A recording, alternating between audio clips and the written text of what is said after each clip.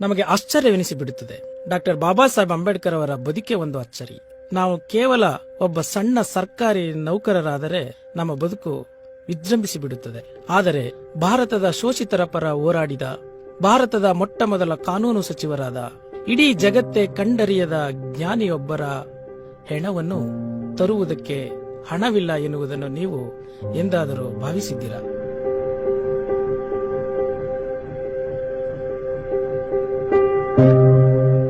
ಅಂತಹದ್ದೊಂದು ನಿಸ್ವಾರ್ಥ, ನಿಷ್ಪರತೆ, ತ್ಯಾಗವನ್ನ ಡಾಕ್ಟರ್ ಬಾಬಾ ಸಾಹೇಬ್ ಅಂಬೇಡ್ಕರ್ ಅವರ ಬದುಕಿನಲ್ಲಿ ಮಾತ್ರ ನಾವು ಕಾಣಲಿಕ್ಕೆ ಸಾಧ್ಯ. ಸ್ನೇಹಿತರೆ, ಅಂದು ಜಗದ ಸೂರ್ಯ ಮರೆಯಾಗಿ 6 ಗಂಟೆಗಳು ಕಳೆದು ಹೋಗಿದವು. ಅಂದು ಬೆಳಕು ಹಾರುವ ಸಮಯ. ಡಿಸೆಂಬರ್ 5ರ ರಾತ್ರಿ 11 ಗಂಟೆಯ ಸಮಯವಾಗಿತ್ತು. ಡೆಲ್ಲಿ ನಗರ ದೀಪವನ್ನು ಆರಿಸಿ ಶಾಂತವಾಗಿ ಮಲಗಿತ್ತು. ಬಾಬಾ ಸಾಹೇಬರು ದೀರ್ಘ ಮೌನದಲ್ಲಿ ಎದೆಯ ಮೇಲೆ ತಮ್ಮ ಕೈಗಳನ್ನು ಪಠಿಸುತ್ತಾ ಏನೋ ಯೋಚಿಸುತ್ತಿದ್ದರು. ಬಹುಶಃ ಅದು ಆ ಜಗದ ಮೇಲಿನ ಕೊನೆಯ ಕ್ಷಣ ಎಂದು ಎನಿಸುತ್ತದೆ. ಬುದ್ಧ ಶಾಸನ ಕೌನ್ಸಿಲಿಗೆ ಬರೆದ ಮುನ್ನುಡಿ ಮಾತ್ರ ಅವರ ಮಗ್ಗಲಲ್ಲಿ ಅಸ್ತವ್ಯಸ್ತವಾಗಿ ಬಿದ್ದಿತು. ದೈತ್ಯ ಮಾನವ ಪ್ರೇಮದ ಅಕ್ಷಿಯೊಂದು ಕ್ಷಿತಿಜಕ್ಕೆ ದಿಟ್ಟಿಸುವ ಹೊತ್ತಿನಲ್ಲಿ ಅವರೊಟ್ಟಿಗಿದ್ದದ್ದು ಆ ಭಿತ್ತಿ ಪತ್ರಗಳು ಮಾತ್ರ. ಅಷ್ಟರಲ್ಲಿ ಜಗತ್ತನ್ನು ಕರಾಳ ರಾತ್ರಿ ಆವರಿಸಿತು. ಹಾಗೆಯೇ ಶೋಷಿತರ ಬದುಕನ್ನು ಕೂಡ ಮತ್ತೆ ಕತ್ತಲು ನುಂಗಿತು.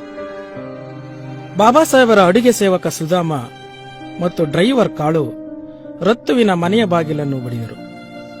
ರತ್ತುವಿಗೆ ಎಲ್ಲಿಲ್ಲದ ಆಕ್ರಂದನ ತನ್ನ ತಲೆಗೆ ಬಡಿಯಿತು. ತನ್ನ ಉಸಿರನ್ನು ಕಳಚಿ ಶಾಂತಚಿತ್ತವಾಗಿ ಮಲಗಿದ್ದ ಶೋಷಣೆಯ ಸಿಡಿಲನ್ನು ಕಂಡು ಅವರ ಅಪ್ಪಟ ಅಭಿಮಾನಿಗಳಲ್ಲಿ ನರನಾಡಿಗಳು ಅಂದು ರಕ್ತ ಪರಿಚಲನೆಯನ್ನು ಕಳೆದುಕೊಂಡವು. ದೆಹಲಿ ನಗರವನ್ನು ಮುಂಜಾನೆಯ ನೇಸರ ಆವರಿಸಿದ್ದ. ಆದರೆ ಭಾರತದ ಬೆಳಕು ನಂದಿ ಹೋಗಿತ್ತು.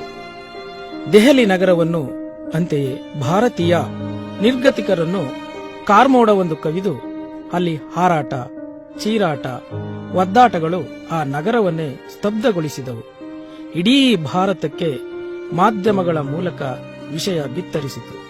ಅದೊಂದು ಶೋಕದ ದಿನವಾಯಿತು. ಅಷ್ಟರಲ್ಲಿಯೇ ಬಾಬಾ ಸಾಹೇಬರ ಪಾರ್ಥಿವ ಶರೀರವನ್ನು ಶವ ಸಂಸ್ಕಾರಕ್ಕಾಗಿ ಎಲ್ಲಿಗೆ ತೆಗೆದುಕೊಂಡು ಹೋಗುವುದು ಎಂಬ ಚರ್ಚೆಯಲ್ಲಿ ಬಾಬಾ ಸಾಹೇಬರ ನಿಕಟವರ್ತಿಗಳಿಗೂ ಸವಿತಾ ಅಂಬೇಡ್ಕರ್ ಅವರಿಗೂ ಚರ್ಚೆ ನಡೆದು ಸವಿತಾರವರು ಸಾರನಾಥಕ್ಕೆ ತೆಗೆದುಕೊಂಡು ಹೋಗಬೇಕು ಎಂದು ಹಠ ಹಿಡಿದು ಕುಳಿತರು. ಇದರಿಂದ ಬಾಬಾ ಸಾಹೇಬರ ಅನುಯಾಯಿಗಳ ಸಿಟ್ಟಿಗೆ ಗುರಿಯಾದ ಸವಿತಾರವರು ವಿಚಲಿತರಾದರು.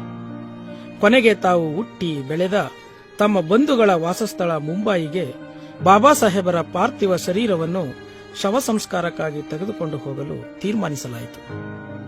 ದೆಹಲಿಯಿಂದ ಮುಂಬೈಗೆ ಬಾಬಾ ಸಾಹೇಬರ ಪಾರ್ಥಿವ ಶರೀರವನ್ನು ಸಾಗಿಸಲು ಶ್ರೀಮತಿ ಸವಿತಾ ಅಂಬೇಡ್ಕರ್ ಅವರನ್ನು ಅವರ ಅನುಯಾಯಿಗಳು ಹಣವನ್ನು ಕೇಳಿದರು.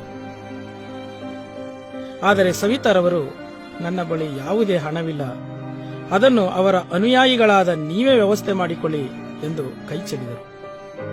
ಆಕ್ರೋಶಭರಿತ ದುಃಖದಲ್ಲಿ ಅವರ ಅನುಯಾಯಿಗಳು ಆ ಬೃಹತ್ ಜನಸಾಗರದಲ್ಲಿ ಹಣವನ್ನು ಅಲ್ಪ ಮಟ್ಟಿಗೆ ಸಂಗ್ರಹಿಸಿದರು. ಆದರೆ ಇನ್ನೂ ಸಾಕಷ್ಟು ಹಣದ ಸಂಗ್ರಹಣೆಗಾಗಿ ಟಿ.ಬಿ. ಬೋನ್ಸ್ಲೆ ಅವರು ತಮ್ಮ ಬಳಿ ಇದ್ದ ಕಾರನ್ನು ಮಾರುವ ನಿರ್ಧಾರವನ್ನು ಮಾಡಲು ಈ ಸಂದಿಗ್ಧ ಪರಿಸ್ಥಿತಿಯಲ್ಲಿ ಅದು ಅಸಾಧ್ಯವಾಯಿತು. ಉಳಿದ ಹಣಕ್ಕೆ ಯಾವುದೇ ಪರ್ಯಾಯ ಮಾರ್ಗಗಳೇ ಇಲ್ಲದೆ ಅನಿವಾರ್ಯವಾಗಿ ಅಂದಿನ ಸಂಪರ್ಕ ಮಂತ್ರಿ ಜಗಜೀವನ್ ರಾಮ್ ರನ್ನು ಭೇಟಿ ಮಾಡಲಾಯಿತು. ಆ ಸಂದರ್ಭಕ್ಕೆ ಅವರು ಸ್ಪಂದಿಸಿ, ನಿಮ್ಮ ಬಳಿ ಈಗ ಎಷ್ಟು ಹಣವಿದೆಯೋ ಅಷ್ಟನ್ನು ಈಗ ತಕ್ಷಣದಲ್ಲಿ ಪಾವತಿಸಿ, ಇನ್ನು ಉಳಿಕೆ ಹಣವನ್ನು ನೀವು ನಂತರ ಬಂದು ಪಾವತಿಸಿ ಎಂದು ಹೇಳಿದರು. ಇಂಡಿಯನ್ ಏರ್ಲೈನ್ಸ್ ವಿಶೇಷ ವಿಮಾನ ವ್ಯವಸ್ಥೆ ಮಾಡಲಾಯಿತು. ಡೆಲ್ಲಿಯಿಂದ ಆ ಪಾರ್ಥಿವ ಶರೀರವನ್ನು ಮುಂಬೈನ ಸಂತ್ ಕ್ರಜ್ ವಿಮಾನ ನಿಲ್ದಾಣಕ್ಕೆ ಬಂದು ಇಳಿಸಲಾಯಿತು. ಇಲ್ಲೊಂದು ಗಂಭೀರ ಪ್ರಶ್ನೆ ನಮ್ಮನ್ನು ಕಾಡುತ್ತದೆ. ಎಂತಹ ಘೋರ ಕಷ್ಟಕರ ಪರಿಸ್ಥಿತಿಯಲ್ಲಿಯೂ ಇಡೀ ಜೀವಮಾನವನ್ನು ತ್ಯಾಗ ಮಾಡಿದ್ದು ಯಾರಿಗಾಗಿ? ಯಾರ ಒಳಿತಿಗಾಗಿ? ಯಾರ ಉಳಿವಿಗಾಗಿ? ಇಂದು ಸಣ್ಣ ರಾಜಕಾರಣಿಯಾದರೆ, ಸಣ್ಣ ಉದ್ಯೋಗಿಗಳಾದರೆ ವಿಮಾನಗಳಲ್ಲಿ ಪ್ರಯಾಣಿಸುವಂತೆ ಇಂದಿನ ಸಮಾಜ ನಿರ್ಮಾಣವಾಗಿದೆ. ಇಂತಹ ಪರಿಸ್ಥಿತಿಗೆ ಕಾರಣರಾದವರ ಅಂದಿನ ಪರಿಸ್ಥಿತಿ ನಮ್ಮ ಎದೆಯನ್ನು ನಾಟಬೇಕಲ್ಲವೇ?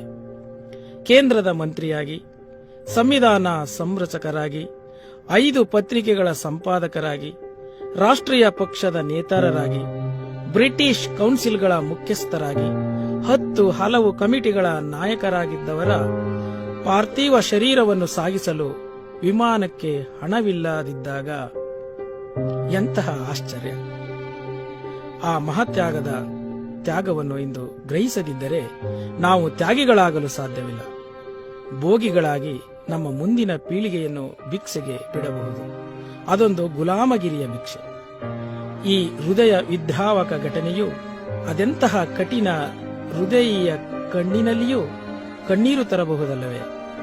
ಕೋಟಿ ಕೋಟಿ ಶೋಷಿತ ಸಮುದಾಯದ ನಿರ್ಗತಿಕ ಸಮಾಜಕ್ಕೆ ಬೆಳಕಾದವರ ಬದುಕಿನ ಆಯಾಮಗಳು ಇಂದಿನ ತಲೆಮಾರಿನವರನ್ನು ತಲ್ಲಣಗೊಳಿಸಬೇಕಾದ ಅಗತ್ಯತೆ ಇದೆ.